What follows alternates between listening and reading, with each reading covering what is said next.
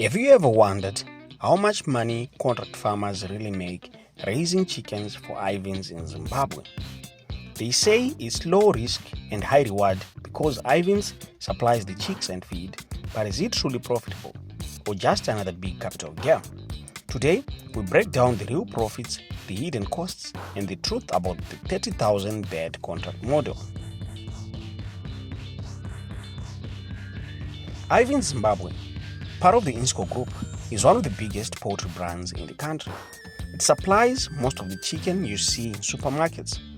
Behind every tray of Irvine's chicken is a network of contract growers, farmers who raise broilers for the company under strict conditions.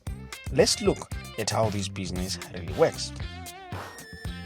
In the Irvine's contract model, the company supplies day-old chicks, feed, vaccines, transport, and technical support.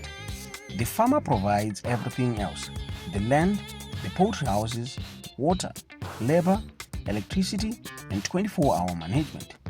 When the beds are ready, usually after 6 weeks, Irvines collects them for processing. The company then pays the grower based on live weight, feed efficiency, and flock performance. To qualify, you must meet strict standards. Irvine's minimum production scale is around 30 beds per cycle. That means you need multiple houses, each designed to hold about 10,000 beds, plus reliable water supply, electricity, and good road access for chick delivery and pickup. At some stages, Irvines has reportedly raised the minimum to 60,000 beds for new farmers. So, always check the current contract requirements before investing. Here's the split of responsibilities. Irvines provides beds, feed, and technical support. You, the grower, invest in modern poultry houses built to Irvines specifications, automated feeders and drinkers, reliable water systems, skilled workers, and biosecurity infrastructure, fences, food baths, and disinfectants. In short, Irvines controls quality, you control the costs. Let's talk about money. A Zimbabwean research study from Chegutu district looked closely at contract broiler growers. It found that feed made up about 62% of all variable costs. Day-old chicks took about 26%. And on average, farmers earned a gross margin of 44 cents per bed.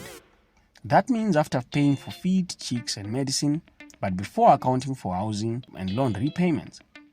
Each bed contributed about 44 cents of profit. So let's do the math together. If each bed earns a gross margin of 44 cents and you raise 30,000 beds, that's 44 cents times 30,000, which is equal to $13,200 per batch before fixed costs.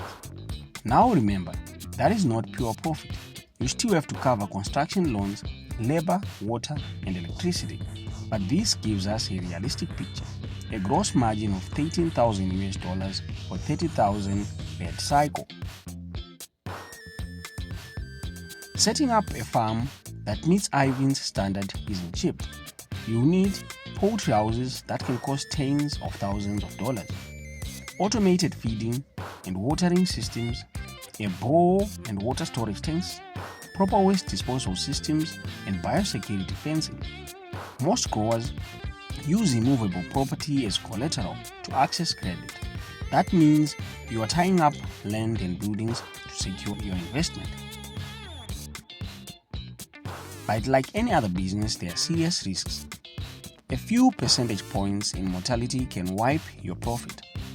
Poor feed conversion ratios, that is too much feed per kilogram of live weight, will kill your margins. And if your beds fail to meet Irvine standards, the company can penalize or reject the beds. Plus remember, all price formulas are set by the company, so you don't control the selling price. Successful growers focus on one thing: efficiency.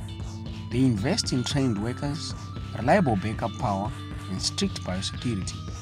They monitor temperature, lighting, and feed consumption daily, and they maintain strong relationships with Irvine's field technicians. Keeping mortality below 3% and maintaining good feed conversion is the difference between surviving and scaling. Each production cycle takes about 5 to 7 weeks, meaning you can do roughly 7 cycles a year if everything runs smoothly. Multiply that by your per batch gross margin and you can estimate your annual gross earnings before deducting fixed costs and financing.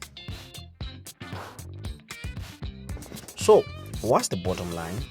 Contract growing for Irvines can be profitable, but only if you manage your feed efficiency, maintain low mortality, and spread your setup costs over several years.